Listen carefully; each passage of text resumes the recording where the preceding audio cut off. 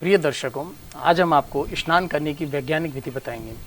बहुत सारी ऐसी प्रचलित धारणाएं हैं कि जल को सर्वप्रथम मस्तक पर डालना चाहिए। कुछ लोगों का कहना है कि सर्वप्रथम जल को पैरों पर डालना चाहिए, तत्पश्चात स्नान करना चाहिए।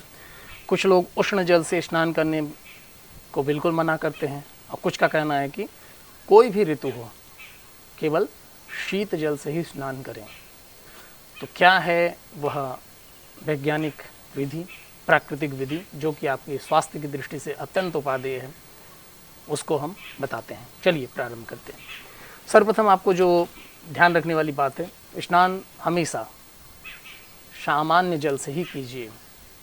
अगर आप चाहें ग्रीष्मकाल में ठंडे जल से स्नान कर सकते हैं, लेकिन अन्य ऋतुओं में आप प्रयास यही करिए कि सामान्य जल से ही आप स्नान करें। जैसे शीत ऋतु है, तो उस काल में आपको अगर आदत नहीं है, अभ्यस्त नहीं है आप सामान्य जल से स्नान करने के, तो आप जल को थोड़ा गुनगुना अवश्य कर लें, लेकिन उस जल को अपने मस्तक पर न डालें। आपको ध्यान इसी बात का रखना है कि जल को आपको मस्तक पर नहीं डालना है, शरीर के अन्य हिस्सों पर आप डाल सकते हैं। तो चलिए अब देखिए, स्नान करने से पूर्व आपको एक प्रयोग करना चाहिए जो कि दिव्य प्रयोग है, और इससे न केवल आपकी नस नाड़ियों में संचरण बढ़ता है, अपितु जो आपके रोम छिद्र हैं, आपकी त्वचा के जो छिद्र हैं, वह पूरी तरह खुल जाते हैं और आपको स्नान के बाद अत्यंत तरोताजगी का एहसास होता है। तो जब भी आप स्नान करने जाएं, उससे कम 2 से 3 मिनट पूर्व आप अपने शरीर को शुष्क घर्षण करें। इस प्रकार से, जैसे तेल की मालिश करते हैं उस प्रकार सूखे हाथ से इस प्रकार घर्षण करें संपूर्ण शरीर की। फिर उसके बाद आप सामान्य जल से स्नान करें। फिर देखिए, आपको दिव्य अनुभूति होगी और आपके शरीर में एक तरोताजगी का आपको एहसास होगा। आप इस प्रयोग को करें। इसके अलावा जल को सर्वप्रथम शरीर के किस हिस्से पर डालना चाहिए, इसको लेकर के जो चर्चाएं हैं उसके विषय में मैं कहना चाहूँगा। तो सर्वप्रथम जल आप पैर पे डालें।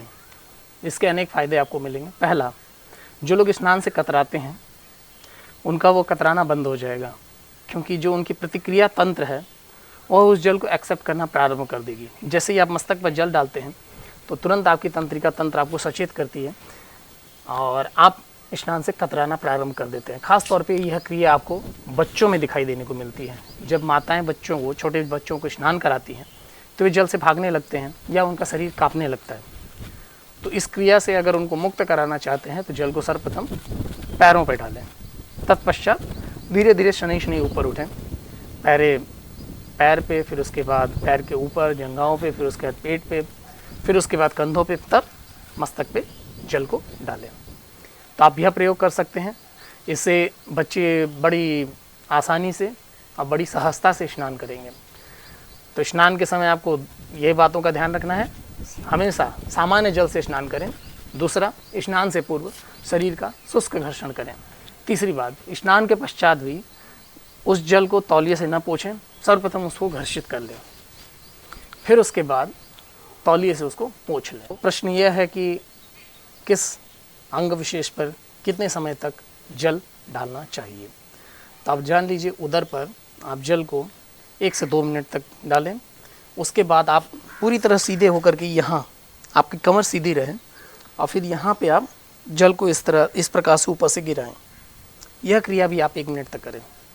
फिर उसके बाद देखिए, आपके स्नान में जो आपको आनंद की अनुभूति होती थी वह 100 गुना बढ़ जाएगी, 100 गुना।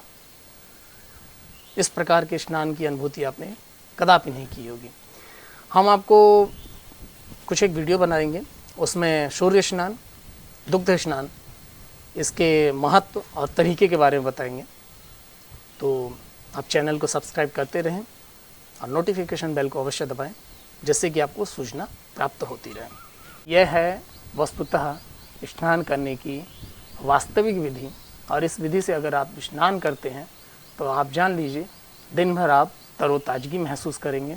और आप एक कार्य करिए, इस प्रक्रिया को कल ही आप करिए और देखिए, पूर्व में आप स्नान करते थे और अब जो स्नान करेंगे उसमें आपको ज़मीन आसमान का अंतर दिखाई देने को मिलेगा।